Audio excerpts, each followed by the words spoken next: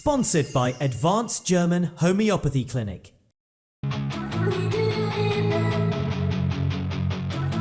I'm Dr. Manoj Pujar. I am MD Homeopath, Classical Homeopath, Advanced German Homeopathy Clinic, Varicose Ulcer and Diabetic Wound Care Center.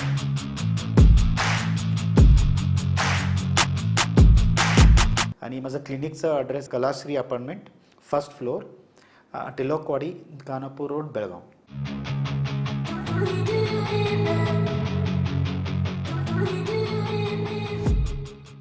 नमस्कार, मी श्वेता अंकले. Tarun Bharat news बुलेटिनमध्ये आपल्या सर्वांचे स्वागत. आता पाहूया ठळक घडामोडी. मुख्यमंत्री सिद्धरामय्या आणि माझ्यामध्ये कोणतेही मतभेद नाहीत. आम्ही दोघेही भावंडांप्रमाणे एकत्रितपणे काम करत आहोत. गटबाजी ही केवळ माध्यमांनी निर्माण केलेली अफवा आहे, असे स्पष्ट विधान उपमुख्यमंत्री डी.के. शिवकुमार यांनी केले आहे. आज सोमवारी बेंगळुरूमध्ये माध्यमांशी संवाद साधताना ते बोलत होते. ते पुढे म्हणाले की गटबाजी ही आमच्यात अजिबात नाही. आम्ही एक दिलाने सरकार चालवत आहोत.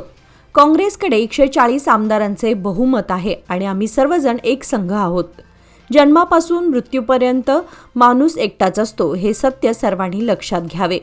सर्वपक्षीय बैठकींबाबत विचारले असता ते म्हणाले की याबाबत लवकरच मुख्यमंत्री सिद्धरामय्या यांच्याशी चर्चा करणार असून संसदेचे अधिवेशन आणि विधिमंडळाचे हिवाळी अधिवेशन सुरू होण्यापूर्वी जबाबदारी निश्चित केली जाईल, असेही त्यांनी स्पष्ट केले. शिवकुमार यांच्या या विधानाने सत्ताधारी काँग्रेसमधील अंतर्गत मतभेद आणि गटबाजीच्या चर्चांना पूर्णविराम मिळण्याची शक्यता आहे. कर्नाटक विधिमंडळाचे हिवाळी अधिवेशन 8 ते 19 डिसेंबर दरम्यान सुवर्ण विधानसौध येथे होणार असून त्याच्या पार्श्वभूमीवर परिसरात कडक जमावबंदी लागू करण्यात आली आहे. पोलीस आयुक्त भूषण बोरसे यांनी 1 डिसेंबर ते 21 डिसेंबरच्या मध्यरात्रीपर्यंत 3 किलोमीटर परिसरात जमावबंदीचे आदेश जारी केले आहेत. या कालावधीमध्ये अधिवेशन स्थळाजवळ कोणत्याही प्रकारचे आंदोलन, मोर्चे, निदर्शने, मिरवणुका किंवा 5 पेक्षा जास्त लोकांचा जमाव अनुमतीशिवाय करता येणार नाही. कोणालाही जाहीर सभा घेता येणार नाहीत. तसेच प्रक्षोभक घोषणा, पोस्टर, चित्रे, व्यक्तीविरोधातील प्रतिकृतीही दाखवता येणार नाहीत. आंदोलन करायचं असल्यास संबंधितांनी पोलीस आयुक्तांची पूर्व परवानगी घेणे बंधनकारक राहणार आहे. अधिवेशन शांततेत पार पाडण्यासाठी हे पाऊल उचलण्यात आल्याचे पोलिसांनी स्पष्ट केले. विशेष म्हणजे यंदा अधिवेशन सुरू होण्याच्या आठवडाभर आधीच जमावबंदी लागू करण्यात आली आहे. त्यामुळे आंदोलक संघटनांना नियोजनात अडचणी येण्याची शक्यता आहे. राज्य सरकार गरिबांच्या हितासाठी कटिबद्ध असून गुणवत्तापूर्ण भूसंपादन, शिक्षण व्यवस्था आणि गरजूंसाठी प्रभावी योजना राबवत आहे. 5 गॅरंटी योजना यशस्वीपणे अंमलात आणून इतर राज्यांसाठी आदर्श निर्माण केला आहे, असे प्रतिपादन सार्वजनिक योजना मंत्री आणि बेळगावचे पालकमंत्री सतीश जारकिहोळी यांनी केले. ते बेळगावातील कुमार गंधर्व रंगमंदिर येथे जिल्हा प्रशासन व जिल्हा पंचायतीच्या संयुक्त विद्यमाने आयोजित पंच गॅरंटी सामूहिक जिल्हा गॅरंटी शाळा व चाचणी उद्घाटन प्रसंगी बोलत होते. जरी पंच गॅरंटी योजनेवर काहींकडून टीका होत असली तरीही गरिबांना मुख्य प्रवाहात आणण्यासाठी सरकारने या योजनांची प्रभावी अंमलबजावणी केली आहे, असे त्यांनी स्पष्ट केले. मुख्यमंत्री सिद्धरामय्या यांच्या नेतृत्वाखाली गरिबांच्या कल्याणासाठी अनेक महत्त्वपूर्ण उपक्रम सुरू असून या योजना थेट पात्र लाभार्थ्यांपर्यंत पोहोचतील याची सरकार काळजी घेत आहे, असेही जारकिहोळी म्हणाले. या कार्यक्रमात अनेक शासकीय अधिकारी, जनप्रतिनिधी आणि लाभार्थी मोठ्या संख्येने उपस्थित होते. बेळगाव शहरालगतच्या मार्कंडेय नदीपात्रात मृत जनावरे फेकल्यामुळे निर्माण झालेल्या तीव्र दुर्गंधी आणि वाढत्या आरोग्य धोक्याची दखल जिल्हाधिकारी मोहम्मद रोशन यांनी गांभीर्याने घेतली. त्यानुसार आज सोमवारी सकाळी तातडीची स्वच्छता मोहीम राबवण्यात आली.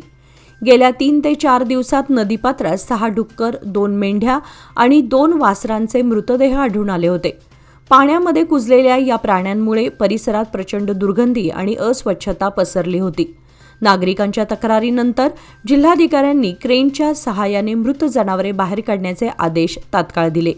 या मोहिमेमध्ये स्वच्छता कर्मचाऱ्यांसोबत सामाजिक कार्यकर्ते संतोष दरेकर, पद्मप्रसाद हुली, अवधूत तुडवेकर आणि राजू टक्केकर यांनी सक्रिय सहभाग नोंदवला. यावेळी पंचायत विकास अधिकारी गंगाधर नाईक, ग्रामपंचायत अध्यक्ष जयवंत धुडुम तसेच गजानन गव्हाणे उपस्थित होते. जिल्हा प्रशासनाच्या या तातडीच्या कारवाईमुळे परिसरातील नागरिकांनी समाधान व्यक्त केले असून अशा प्रकारची पुनरावृत्ती होऊ नये यासाठी कडक उपाययोजना करण्याची अपेक्षाही व्यक्त केली आहे. नेहरू नगर येथे हेस्कॉमच्या नूतन शहर विभागीय कार्यालयाचे उद्घाटन काल रविवारी 30 नोव्हेंबर रोजी पालकमंत्री सतीश जारकिहोळी यांच्या हस्ते करण्यात आले. नव्या सुसज्ज इमारतीमुळे शहरातील हेस्कॉमच्या सेवांमध्ये गती आणि कार्यक्षमतेत सुधारणा होणार असल्याची माहिती यावेळी देण्यात आली. पालकमंत्री सतीश जारकिहोळी यांनी उद्घाटन प्रसंगी बोलताना म्हणाले की हेस्कॉमचे हे आधुनिक कार्यालय नागरिकांसाठी जलद, पारदर्शक व सुटसुटीत सेवा देण्यासाठी सक्षम ठरणार आहे. अधिकारी व कर्मचारी यांनी नागरिकांच्या कामात विलंब होणार नाही याची विशेष काळजी घ्यावी. सरकारने उत्तम सुविधा पुरवलेल्या असून त्याचा योग्य वापर करून लोकसेवेला प्राधान्य द्यावे असे संबंधित अधिकाऱ्यांना सांगितले. कार्यक्रमाच्या अध्यक्षस्थानी बेळगाव उत्तरचे आमदार राजू सेठ होते. यावेळी व्यासपीठावर वायव्य परिवहन मंडळाचे उपाध्यक्ष सुनील हनुमन्नावर, बुडा अध्यक्ष लक्ष्मणराव चिंगळे, गॅरंटी स्कीमचे HM रेवण्णा, विनय नावलगट्टी तसेच हेस्कॉमचे बेळगाव विभागीय मुख्य अभियंता आणि अन्य मान्यवर उपस्थित होते.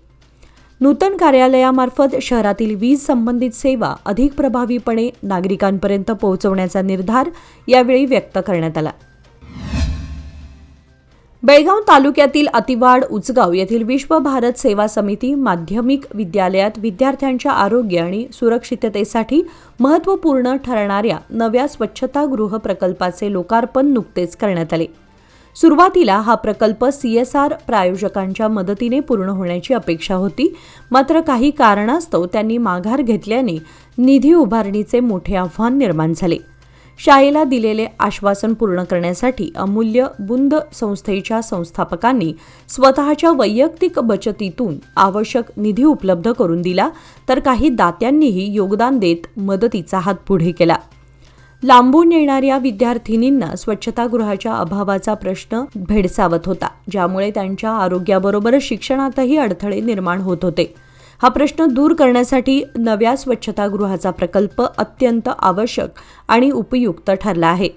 प्रकल्प पूर्ण झाल्यानंतर स्वच्छतागृहाची देखभाल व दुरुस्तीची सर्व जबाबदारी अधिकृतरित्या शाळा प्रशासनाकडे सोपवण्यात आली. ग्रामीण शैक्षणिक संस्थांना मूलभूत सुविधा उपलब्ध करून देण्यासाठी CSR प्रायोजन किंवा देणगीद्वारे सहकार्य करण्याचे आवाहन संस्थेकडून करण्यात आले असून इच्छुकांनी अमूल्य बुंद यांच्या 9448497529 या मोबाईल क्रमांकावर संपर्क साधावा असे कळवण्यात आले आहे. सदलगा दत्तवाड मार्गावरील दूधगंगा नदीच्या पुलाजवळील जॅकवेल परिसरात आंघोळीसाठी गेलेल्या दत्तवाड येथील लक्ष्मण कल्लाप्पा कलगी व 59 यांचा मगरीच्या हल्ल्यामध्ये मृत्यू झाल्याची दुर्दैवी घटना सोमवार दिनांक 1 डिसेंबर 2025 रोजी सकाळी घडली. लक्ष्मण कलगी हे कोल्हापूर जिल्हा मध्यवर्ती सहकारी बँकेच्या दत्तवाड शाखेतून सेवानिवृत्त असून सेवानिवृत्तीनंतरही रोजंदारीवर काम करत होते. आंघोळी दरम्यान नदीमध्ये दबा धरून बसलेल्या मगरीने अचानक केलेल्या हल्ल्यामध्ये त्यांचा जागीच मृत्यू झाला असून सामाजिक कार्यकर्त्यांच्या मदतीने मृतदेह पाण्यातून बाहेर काढण्यात आला. मनमिळावू आणि बोलक्या स्वभावाचे व्यक्तिमत्व हरवल्याने दत्तवाड परिसरातून हळहळ व्यक्त होत आहे.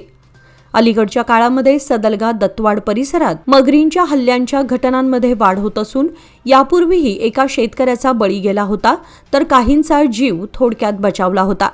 मगरींच्या हल्ल्यामध्ये प्राणीही मृत्युमुखी पडले असून शेतकऱ्यांना नदीकाठी मोटारी सुरू बंद करताना जीव मुठीत धरून जावं लागतं, अशी स्थानिकांची व्यथा आहे. सतत वाढणाऱ्या या घटनांच्या पार्श्वभूमीवर संबंधित वन खात्याने तातडीने मगरींचा बंदोबस्त करावा अशी जोरदार मागणी नागरिकांकडून होत आहे. 3 दशके विश्वासाची, 30 वर्षे लोकमान्याची. सादर आहे लोकमान्य आनंदोत्सव निवेश योजना. 30 महिन्यांच्या ठेवीवर 10.50% व्याज. ज्येष्ठ नागरिकांसाठी 0.5% अधिक. अधिक माहितीसाठी आमच्या नजीकच्या शाखेला भेट द्या किंवा कॉल करा 180021245050. लोकमान्य, प्रत्येक पावलावर तुमच्या सोबत. फक्त सभासदांकरिता. नियम व अटी लागू. शक्तीपीठ महामार्ग चंदगड आजरा गडहिंग्लज विभागाची भाग्यरेषा ठरेल असा विश्वास मुख्यमंत्री देवेंद्र फडणवीस यांनी व्यक्त केला.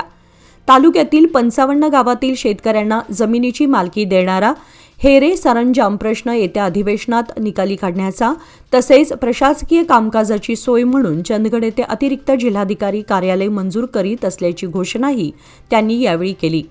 मतदारसंघातील गडहिंग्लज नगर परिषद, चंदगड व आजरा नगरपंचायतीच्या निवडणुकीच्या पार्श्वभूमीवर काल येथील हिंडाल्को कॉलनी मैदानावर झालेल्या सभेमध्ये ते बोलत होते. उच्च व तंत्रज्ञ शिक्षण मंत्री चंद्रकांत पाटील, खासदार धनंजय महाडिक, आमदार अमल महाडिक आदी मान्यवरांची प्रमुख उपस्थिती होती. ते पुढे म्हणाले की बेळगाव वेंगुर्ला मार्गाची दुरुस्ती, गडहिंग्लज व आजरा येथील रिंग रोड आदी मागण्या मान्य केल्या आहेत. तसेच चंदगडच्या नागरिकांना शासकीय कामांसाठी 150 किलोमीटर कोल्हापूरला जावे लागते. त्यासाठी इथेच नवे उपजिल्हाधिकारी कार्यालय निर्माण करणे या मागणीला मुख्यमंत्री फडणवीस यांनी आपल्या भाषणात मंजुरी दिली. मध्यवर्ती कुस्तीगीर संघटना बेळगाव यांच्या नेतृत्वाखाली 4 जानेवारी 2026 रोजी सालाबादप्रमाणे मोफत निकाली कुस्त्यांचे भव्य जंगी मैदान आयोजित करण्यात आले आहे. या कुस्त्यांच्या मैदानी स्पर्धेची अधिकृत जाहिरात व पत्रकार परिषद रविवार दिनांक 30 नोव्हेंबर 2025 रोजी सकाळी 10 वाजता आनंदवाडी आखाडा येथे पार पडली.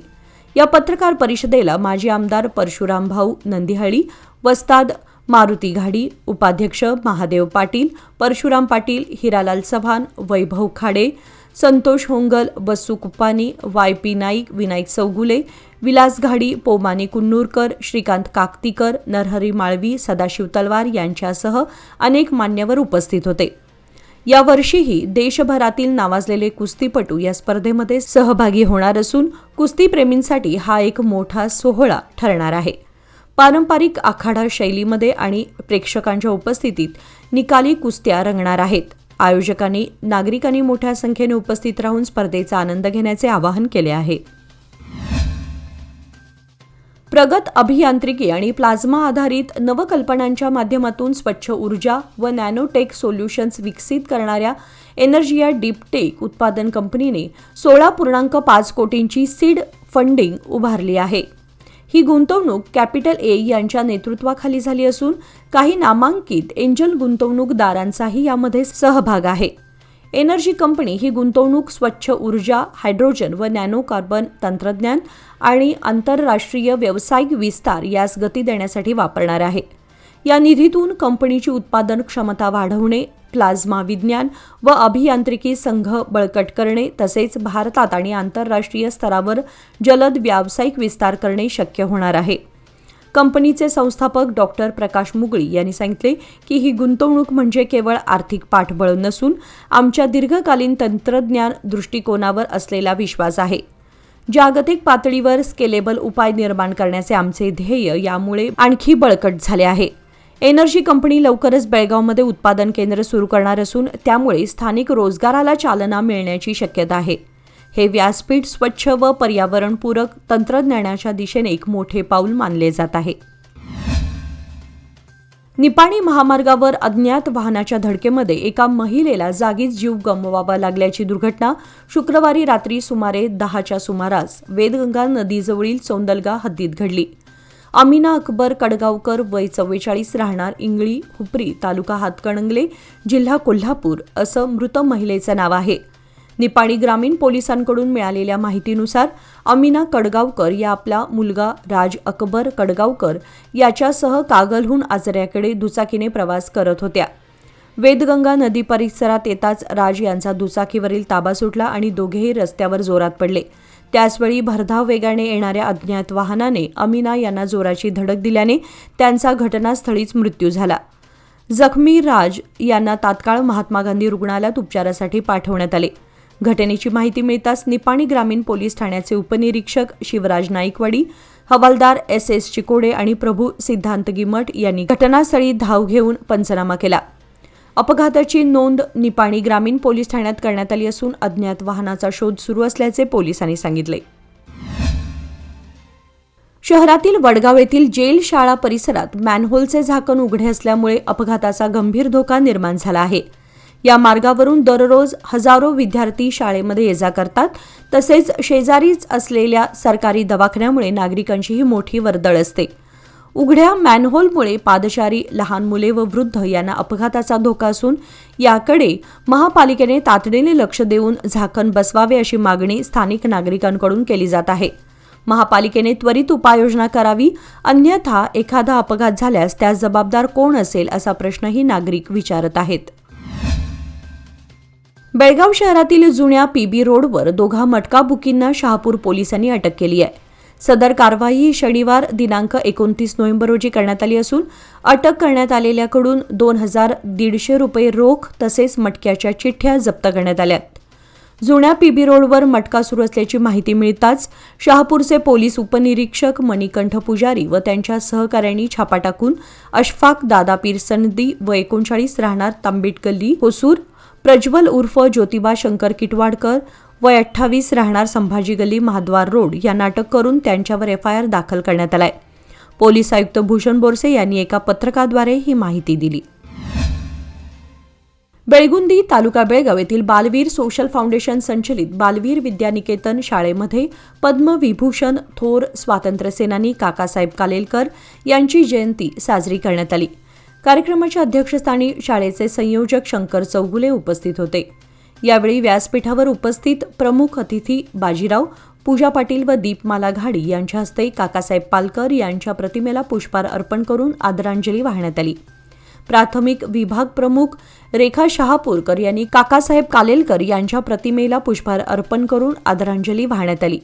प्राथमिक विभाग प्रमुख रेखा शहापूरकर यांनी काकासाहेब कालेलकर यांच्याविषयी विद्यार्थ्यांना मार्गदर्शन करताना त्यांचा जीवनपट उलगडत महात्मा गांधीजींच्या कार्याने प्रभावित होऊन त्यांनी स्वातंत्र्य लढ्यासाठी दिलेले योगदान, शिक्षक म्हणून केलेले ज्ञानार्जनाचे कार्य तसेच मराठी व गुजराती भाषेमध्ये लिहिलेली त्यांची पुस्तके आणि समाजाच्या उन्नतीसाठी त्यांनी केलेले कार्य याविषयी विद्यार्थ्यांना मार्गदर्शन केले. कार्यक्रमाचे सूत्रसंचालन देवी आणि कोलीकर तर स्वागत सई मोरे व स्वरा पाटील या विद्यार्थिनींनी केले. कार्यक्रमाला शाळेतील सर्व शिक्षक व विद्यार्थी उपस्थित होते. हा कार्यक्रम यशस्वी करण्यासाठी मृणाली कांबळे व इयत्ता 5वीच्या विद्यार्थ्यांनी विशेष मेहनत घेतली. वडगाव येथील आनंदनगर पहिल्या क्रॉसमधील भंगीबोळ परिसरात मोठ्या प्रमाणात अस्वच्छता वाढली असून त्यातून साप फिरत असल्याच्या घटना समोर येत आहेत. स्थानिक नागरिकांनी अनेक वेळा महानगरपालिकेकडे तक्रारी करूनही प्रशासनाकडून दुर्लक्ष करण्यात आल्याचा आरोप करण्यात येतोय.